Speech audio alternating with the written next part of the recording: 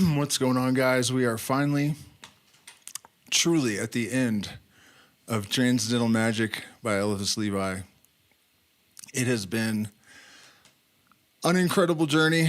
I have really enjoyed this book, and I really appreciate that you guys gave me an excuse to read it, because there were a lot of confirmations and a lot of very serendipitous transmissions of information. You know, I've been deeply, I guess, interested in the relationship between consciousness, light, and gold. And it's something that has unfolded in all kinds of extraordinary ways over the last couple of years. In fact, today I published a Substack piece about the situation, I guess, that really got me thinking about light and our relationship with the sun and the possibility that our consciousness emanates from the sun. And, that led to the discovery that other people think this sort of thing, and I mean, I know the ancients did, but I mean scientists, modern people like Rupert Sheldrake. I had an experience where I was called out to a field by an inner guide, I guess, to perform a sun adoration. And I didn't know any sun adorations, and I was kind of guided through it. And the next day I discovered that it was the peak of a solar storm, and the biggest, CMEs, coronal mass ejections, in an estimated 26,000 years had occurred. And I actually saw those because I was looking right at the sun when it was happening. And you can't see the coronal mass ejections themselves, but they create auroras that are sort of like, they looked like purple tentacles from my vantage point. At the time, I assumed it was a hallucination or something. But yeah, at any rate, that our sort of preternatural or non-ordinary capacities or faculties of consciousness or mind are sort of intensified, amplified, enhanced during these periods. And that, I had experienced that a long time before I heard Sheldrake talk about it. And then I started to kind of sense that it was happening again, and I looked it up, and sure enough, we were approaching another solar maximum. And that all has led to even more discoveries in areas of neuroscience, physics, and even some apparent transconscious knowledge downloads regarding Calabi-Yau manifolds and D-brains, writing about that as well. So, follow the Substack if you're interested in all those things. I'm going to go way deep into it because there's a lot of academics follow me there, and I'm hoping to get someone's attention, not for accolades, but I would like some feedback from, the squares on all of this stuff. It's really been quite remarkable. And then the most has to do with the pre-Incan civilization, one of the pre-Incan civilizations. It starts with an M. I can't recall the name at the moment. And I kind of came here pursuing the invisible thread of this mystery of light and consciousness. And I knew the Incas knew something, and I was expecting to find out that their ontological principles would match those of the Hermetic mysteries. And we went to a museum a week and a half or so ago as part of the retreat, and I noticed a information display that I hadn't noticed the last time I was there. And it basically said, "As above, so below," and described these mystery schools where they had, certain standards of admission that were identical to like the Eleusinian mysteries and other Hermetic mystery lineages. The same kind of protocol, use of psychoactive plants as an initiation. They taught the same kind of knowledge and duality, and this as above, so below cosmological principle are all parts of the system. So I've just started looking into this. I don't know how much information is even going to be available, but pretty excited about that. Let me check in with the chat real quick, make sure everything's kosher, and then we will finish this book. Come on, man. Let me out. Okay, hold on. Let's do it.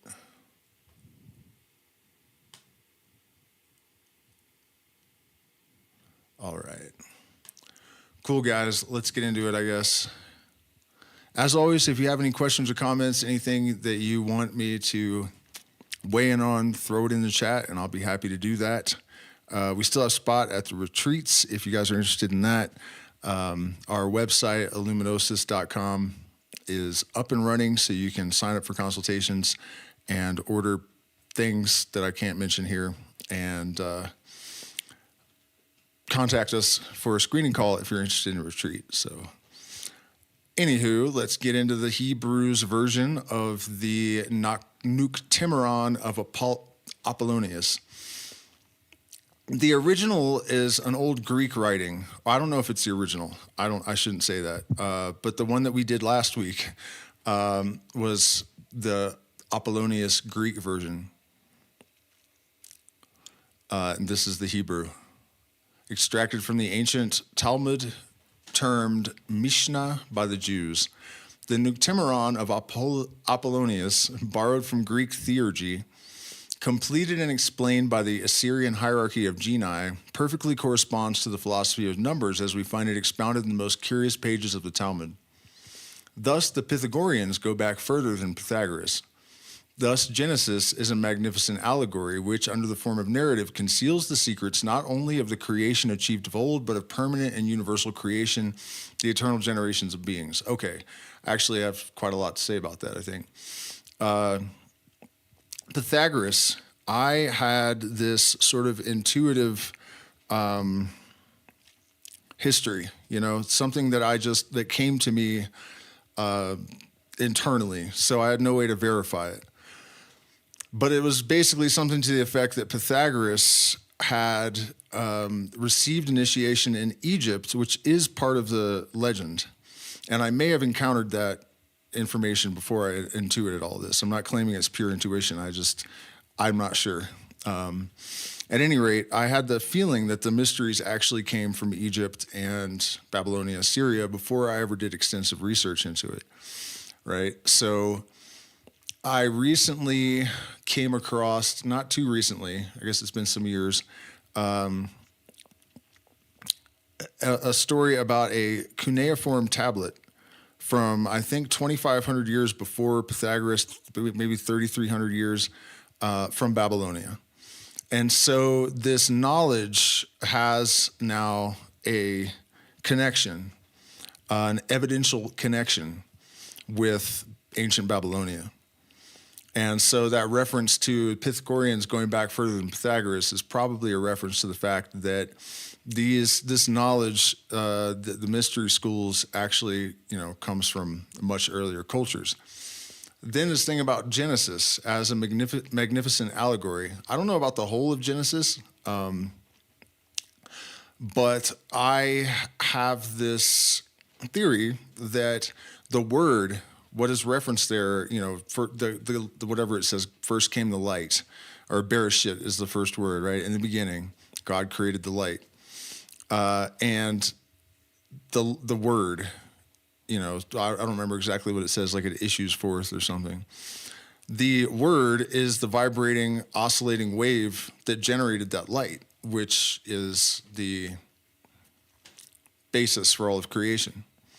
And incredibly, I tied that to Lucifer, right? So Lucifer, the light bearer, was actually just the wave. And the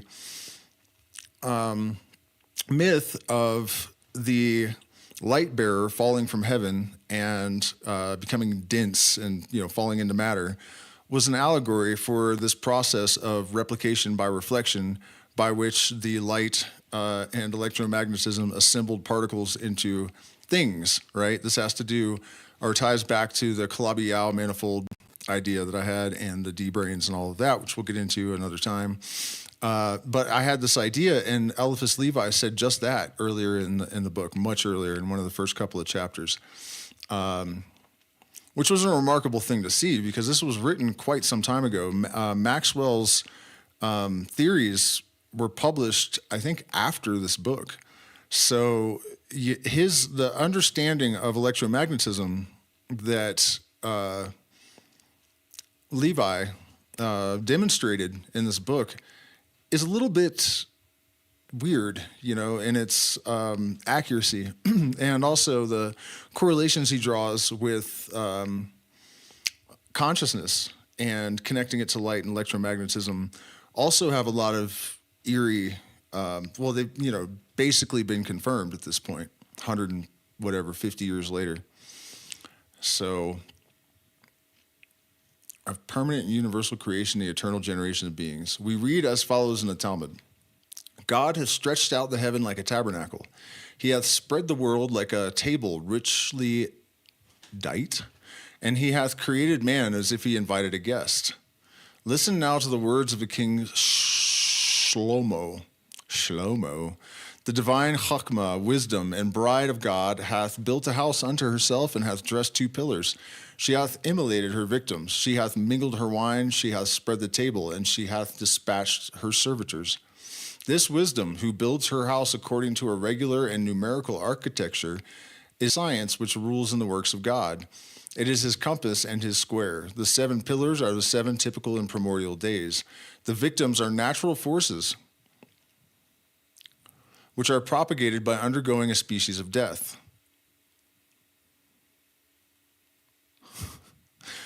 That could really be a reference to, and this is another instance of this ancient knowledge kind of corresponding with modern theory, Penrose CCC theory, and the Kabbalistic creation process that it describes, where basically the light is sort of crystallized into matter, and then eventually it sort of deteriorates and is reintegrated back into source.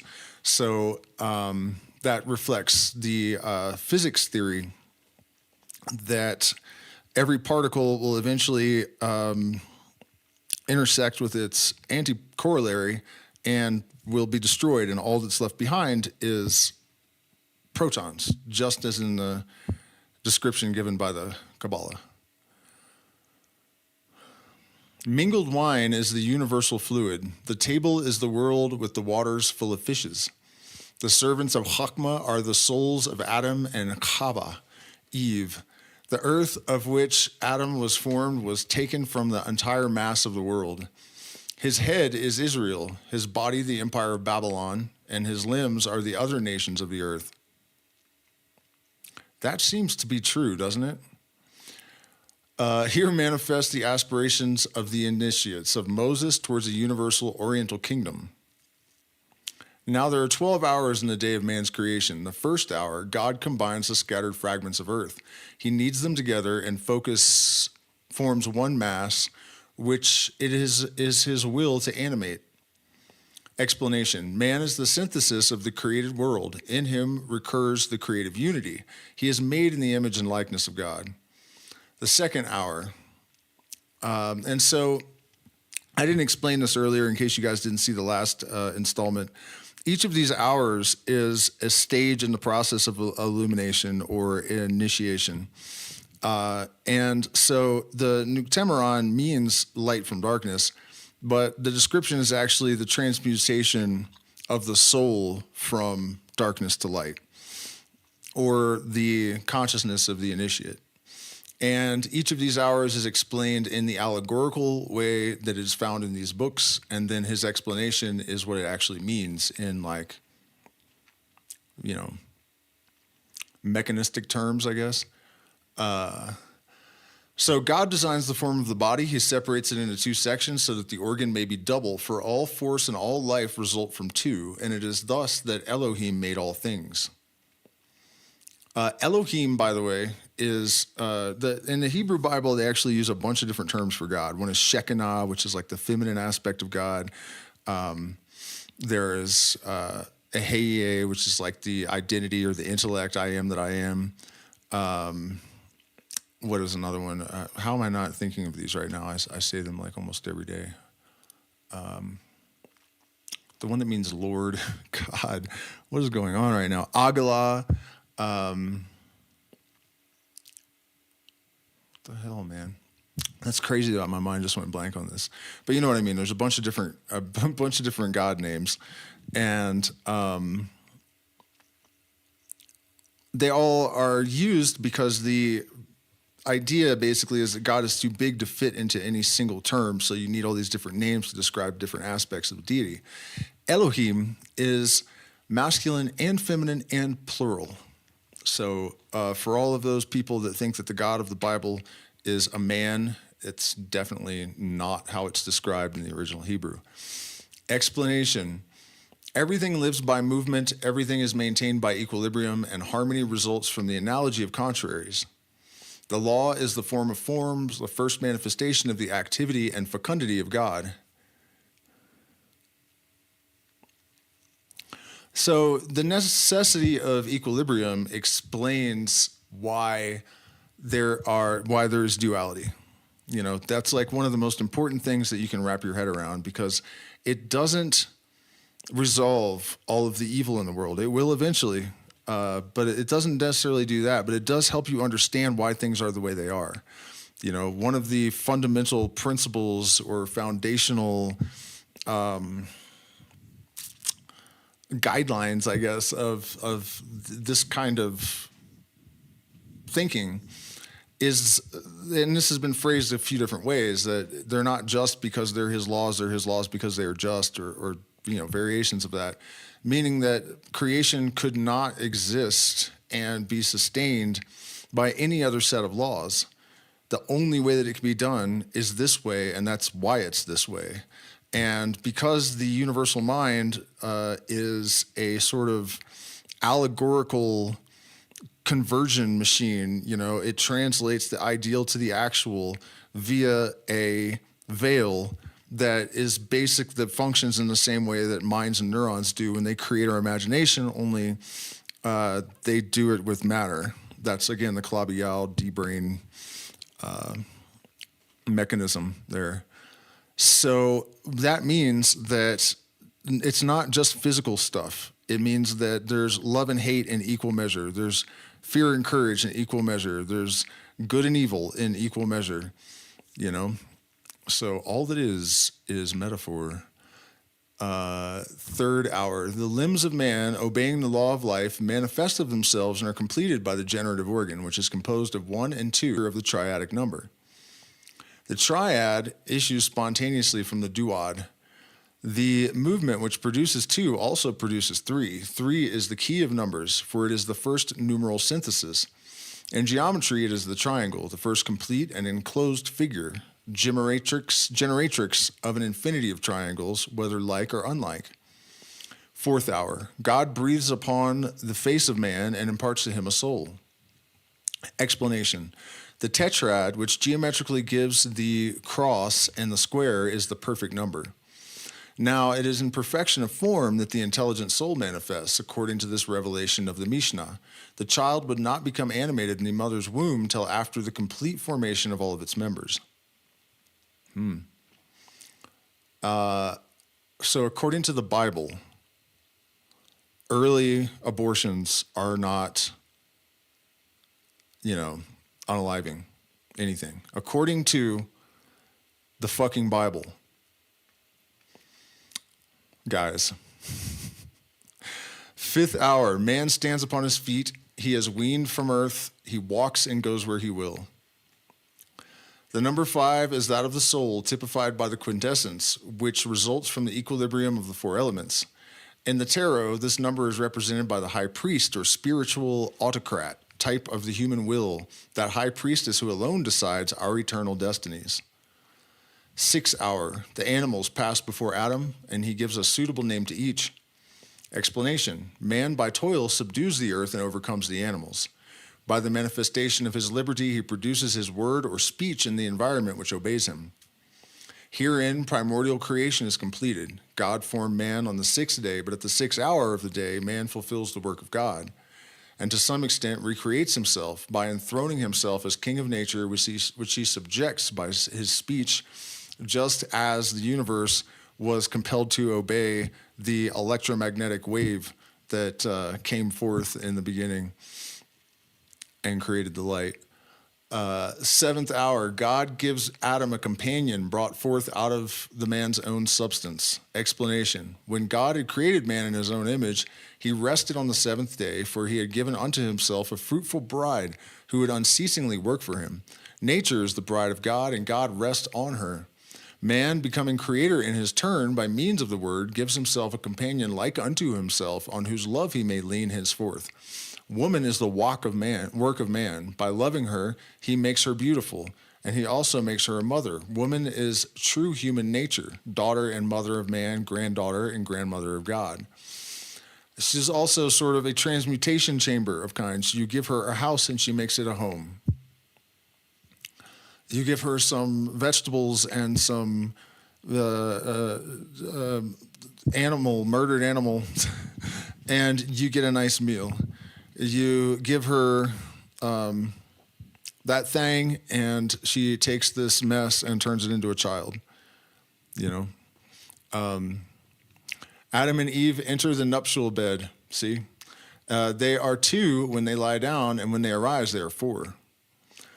Explanation. The tetrad joined to the tetrad represents from balancing form balancing form. Creation issuing from creation, the eternal equipoise of life. 7 being the number of God's rest, the unity which follows it signifies man, who toils and cooperates with nature in the work of creation. The ninth hour, God imposes his law upon man. Explanation. 9 is the number of initiation because being composed of 3 times 3, it represents the divine idea and the absolute philosophy of numbers, for which reason Apollonius says that the mysteries of the number 9 are not to be revealed. At the 10th hour, Adam falls into sin. According to the Kabbalists, 10 is the number of matter, of which the special sign is 0. In the tree of the Sephirot, 10 represents Malkut, or exterior and material substance. The sin of Adam is therefore materialism. Tell me about it. And the fruit which he plucks from the tree represents flesh isolated from spirit, 0 separated from unity, the schism of the number 10, giving on the one side a despoiled unity, and on the other nothingness and death.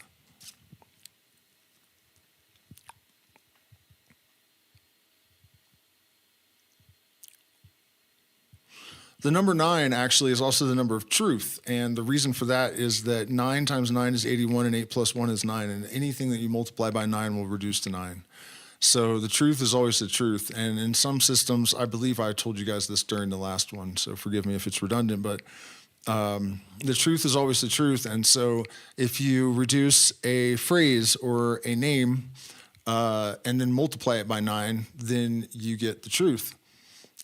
And Jesus Christ, Messiah, and serpent all equal 666 in Aramaic when multiplied by 9. Just for the record, according to the Kabbalists, we already did that one. Let's see, 11th hour, another very interesting number, the number of magical expansion. At the 11th hour, the sinner is condemned to labor and to expiate his sin by suffering. In the tarot, 11 represents force through trials. God sends man as a means of salvation. God sends man pain as a means of salvation, and hence he must strive and endure that he may conquer intelligence in life. I noticed something the other day, too, about the number 11, because the 1111 glyph is symmetry, right?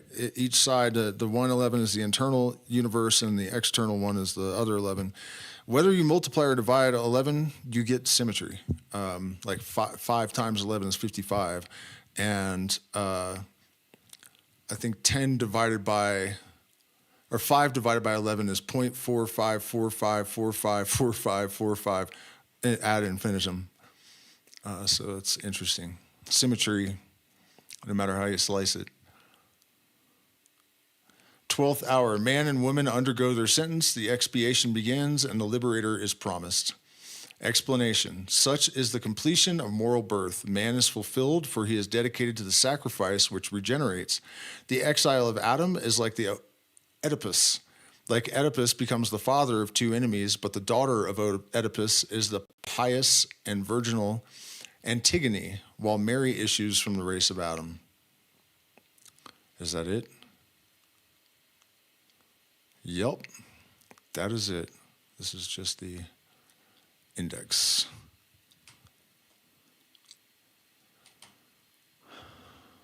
Well, that was interesting. Let me out. All right. Well, that was also short. So let's see if the chat has anything for me tonight. Uh-oh, it looks like the stream is in trouble. So she is the work of the life. Hello, Anna. Good to see you here. But I don't see any questions really in the comments. And I actually am getting up super early tomorrow to go up to, well, super early for me because I usually stay up until almost sunup. So early for me. And we are going on an adventure. That's all I have to say about that. So do me a favor, hit the like button, share, subscribe. We are demonetized. So all of our support comes from the community. And I guess, I should say something in closing about, hey, it says Black Sabbath there. That's cool. I didn't know Levi listened to Sabbath. I guess I could have guessed. But at any rate, this thing that I have been, I guess, promoting and trying to explain for 6 or 7 years on this channel now is actually becoming more popular. People are increasingly, on Substack, for example, there is a tremendous number of creators that are talking about science and spirituality, and not in the way that people did 10 years ago, where they would just confuse some scientific concept and misrepresent it in order to use it to frame support for some idea that they wanted to believe. That's usually what supporting spirituality with science comes down to in our world, unfortunately. But that's starting to actually change, and part of the reason for that is that the science is now there. And we have translation mechanisms like AI that can put this stuff into terms that are complete enough that the layman doesn't get as confused. Even if he wants to, it's much more easy to understand all of these things.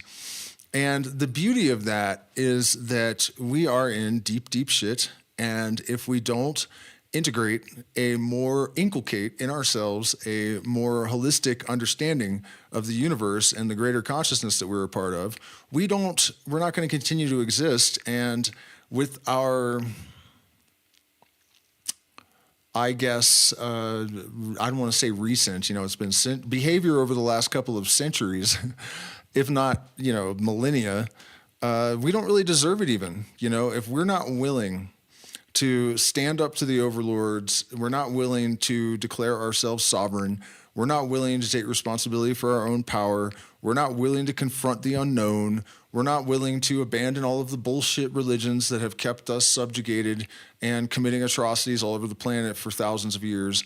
If we're not willing to learn humility and to balance our selfish desires with empathy and learn some fucking grace, if we're coming up too fast, we're going to get smacked down because we got no class. You know what I'm saying? Like, it's, and we don't deserve to continue to evolve. It doesn't make sense. That's not how the universe works.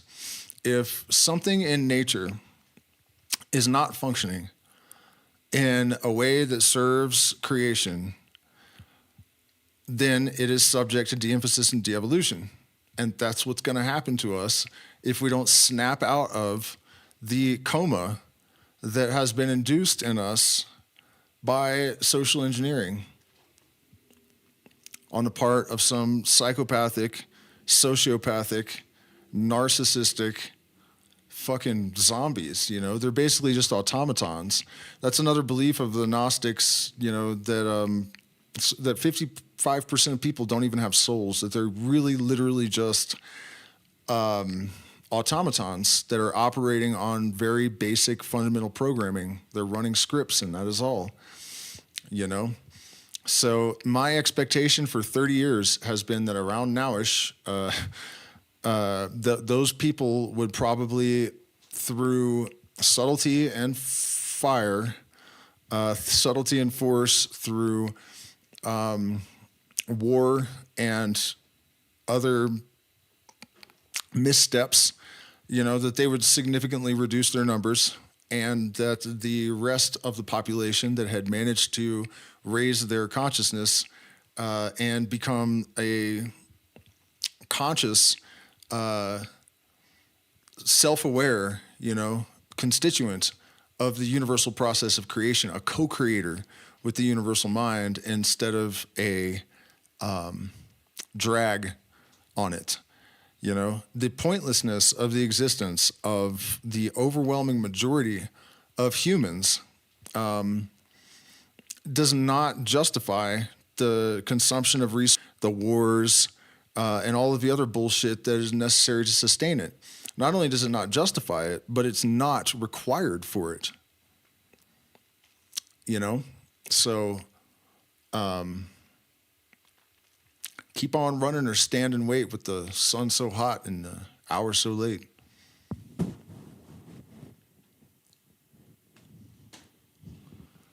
Cheers, guys. Good night.